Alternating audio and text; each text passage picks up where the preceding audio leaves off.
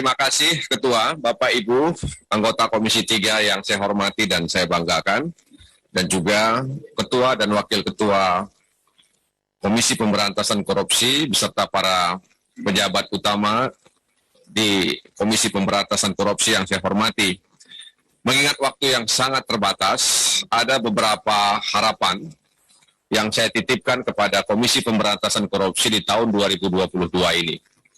Sebelumnya saya tentu ingin memberikan apresiasi terkait dengan kinerja yang dilakukan oleh pegawai KPK selama rentang waktu tahun 2021.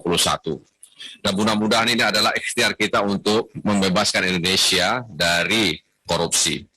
Yang pertama, soal korupsi di sektor sumber daya alam, pertambangan dan kehutanan. Dan sebenarnya ini juga besar, Pak Firly.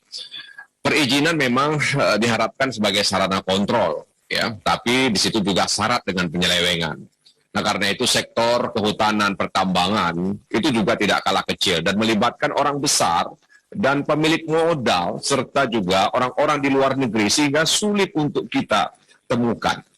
Nah, karena itu di tahun 2022 ini harapan saya mudah-mudahan KPK lebih juga menoleh ke sana, ya, sehingga kemudian upaya kita untuk pencegahan, kemudian pendidikan dan penindakan itu bisa menjadi trisula maut seperti yang Pak Firly sampaikan dalam buku ini.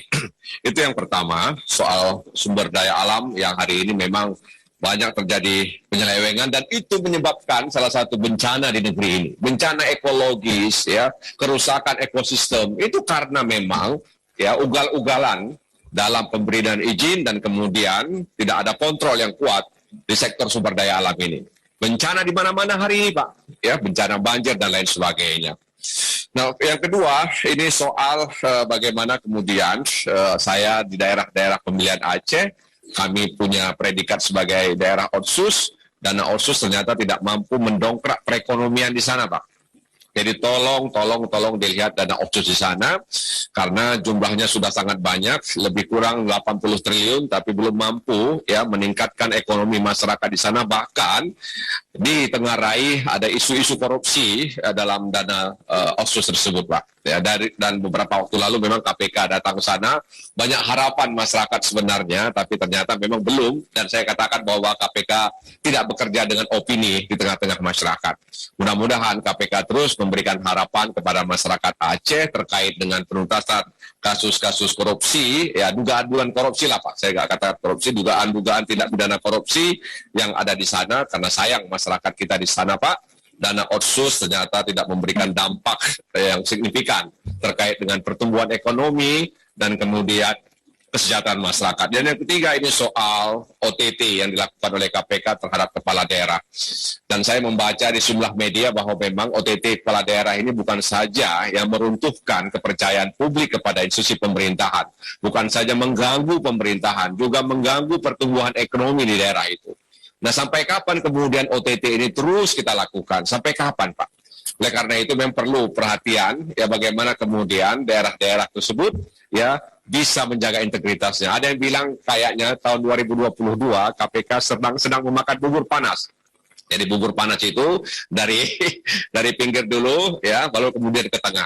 Ya, itu opini yang berkeliaran, Pak, di tengah-tengah masyarakat. Nah, oleh karena itu ini penting untuk diperhatikan oleh KPK, bagaimana kita menjaga daerah, karena pusat adalah pusatnya daerah, daerah adalah daerahnya pusat.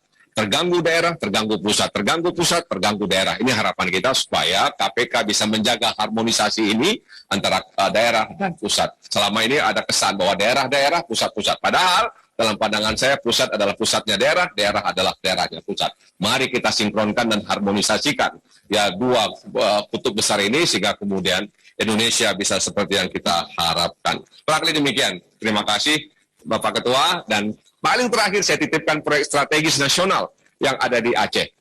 Ada dua yang hari ini mangkrak. Waduk Kerto di Aceh Utara hampir 2 tahun tidak berjalan, dan itu salah satu menyebabkan banjir besar 2 kali di Aceh Utara dan sekitarnya. Dan PD juga hari ini mengalami banjir besar. Oleh karena itu mudah-mudahan proyek strategis nasional yang ada di Aceh bisa dipantau dengan baik oleh KPK sehingga kemudian rakyat mendapatkan kesejahteraan di sana. Terima kasih Ketua. Wassalamualaikum warahmatullahi wabarakatuh.